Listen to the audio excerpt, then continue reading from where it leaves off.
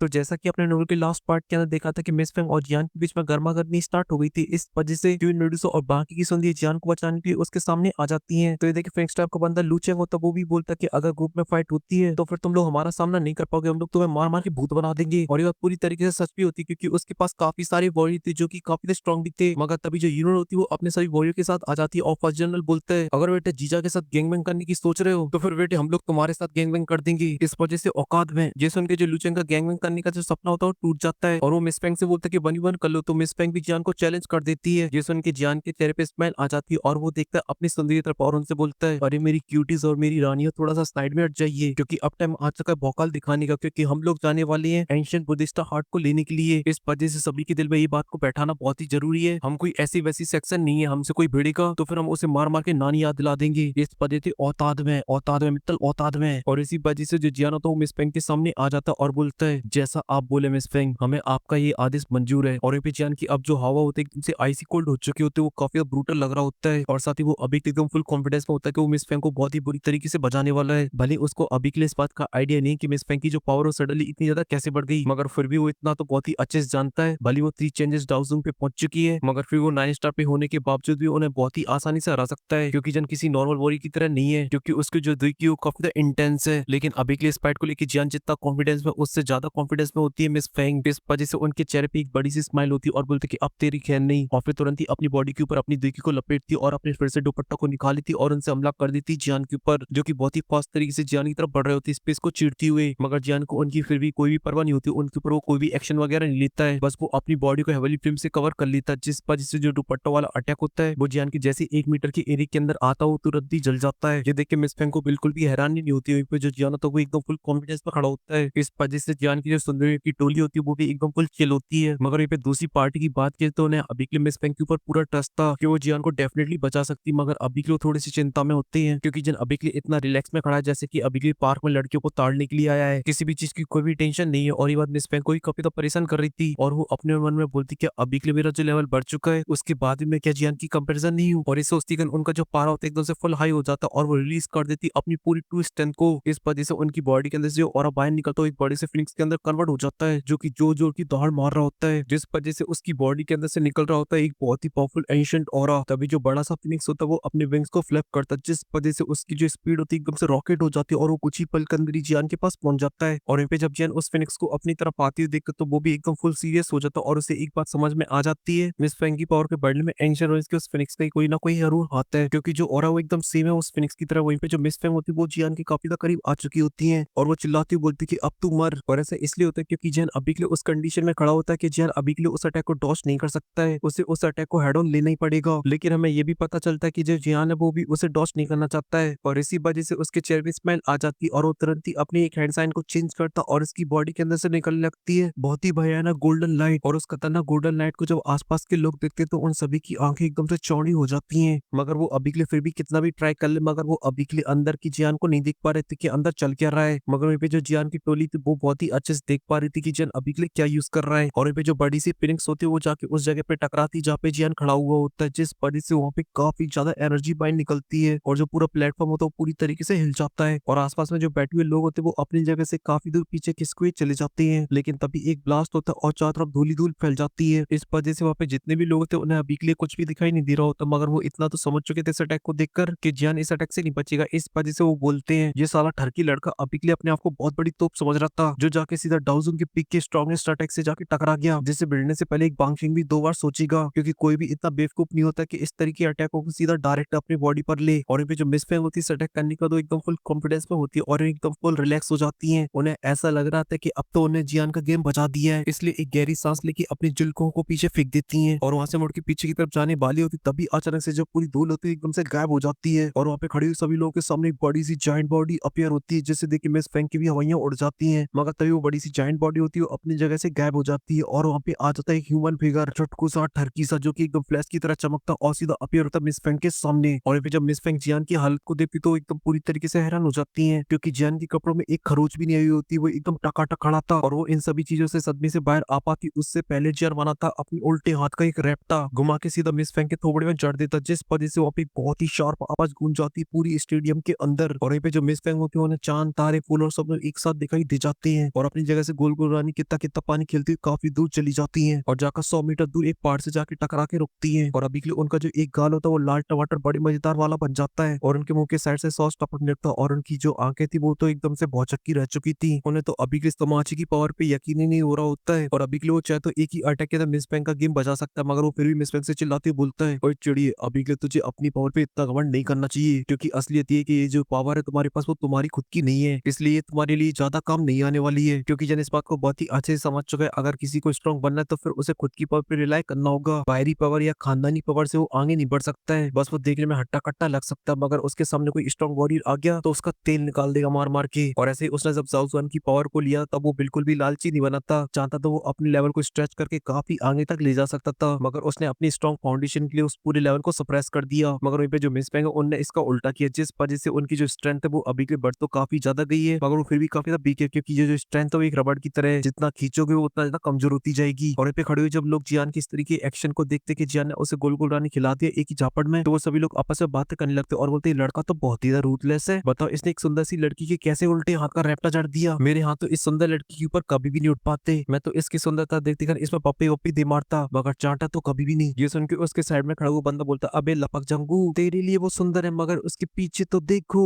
वो ऑलरेडी 1 दर्जन लड़कियां लेके घूम रहा है, वो भी चिड़िया से 1000 गुना सुंदर। एग्जाम्पल के तौर पर वो लाल पटाखा। मगर वहीं पे जो जियान था वो अभी भी काफी ज्यादा गुस्से में होता है और वो तुरंत ही अपने एक हाथ में देखी को लाता है और उसके ऊपर अटैक करने के लिए जाने लगता है, क्योंकि जियान को फर्क नहीं पड़ता कि वो कितनी सुंदर है और वो लड़की है, बस उसे इतना पता ही है उसकी दुश्मन है। और जब ये सब फिनिक्स टाइप के लोग देखते तो वो सदमे में जा चुके थे, यहाँ तक कि जो लू चेंग था वो भी अभी के लिए पूरी तरीके से हैरान था। मगर जब वो लोग ये देखते कि जियान फिर से अटैक करने के लिए जा रहा है तो फिर वो मदद करने के लिए जाने की कोशिश करते, मगर तभी अचानक से उनकी साइड से निकलती गोल्डन फ्लेम। ये देखते जो लू चेंग होता है वो अपने साथियों को रोक देता है और एकदम औकात में आके जियान से बोलता है, जियान तो अभी के लिए काफी स्ट्रॉन्ग हो मिस फेंग की, और तुम्हारी कोई भी बराबरी नहीं है। ये सुन के जो जियान होता है वो रुक जाता और उस बंदी तरफ देखता और बोलता है, अगर तुझे कभी भी मेरे लेवल के बारे में चेक करना है तो खुद तू आइयो, लड़कियों को मत भेजियो अगली बार से, क्योंकि मुझे बहुत ही अच्छे से पता ये किया धरा सब तेरा है, इसलिए नेक्स्ट टाइम से ऐसा वैसा कुछ करने से पहले अपने आप पे थोड़ी सी शर्म कर लेना। ये सुन के जो लू चेंग होता है वो जोर जोर से हंसने लगता और बोलते कि हाँ मुझे समझ में आ गया है, नेक्स्ट टाइम से अगर ऐसा वैसा कुछ करना होगा तो मैं खुद सामने से आऊंगा। और ये वो भली अभी के लिए एकदम चिल में और हंसी के साथ बोल रहा है, मगर अभी के लिए उसके पीछे से फटी पड़ी थी। और ये सबसे उनके जियान बोलते हैं, अगर तेरा मन करे तब तू आ जाइयो, मैं हमेशा तेरे को बचाने के लिए तैयार रहूंगा। और इतना बोल के अपनी सभी सुंदरियों के पास पहुंच जाता और बोलता है कि चलो चलते हैं, और निकल जाता है यूनर के ग्रुप के पास। और पे जो लू चेंग होता है वो जियान को वहां से जाते हुए देख रहा होता है और उसके चेहरे पे काफी ज्यादा गुस्सा होता है और वो तुरंत ही अपनी स्पेस स्ट्रिंग से जेट टोकन को बाहर निकालता और उसे तोड़ देता है। और फिर सीन कटो के पास जनरल के ऊपर आ जाता है, जो कि जियान को देख के बोलता है, जीजा जी को मोच करा दी,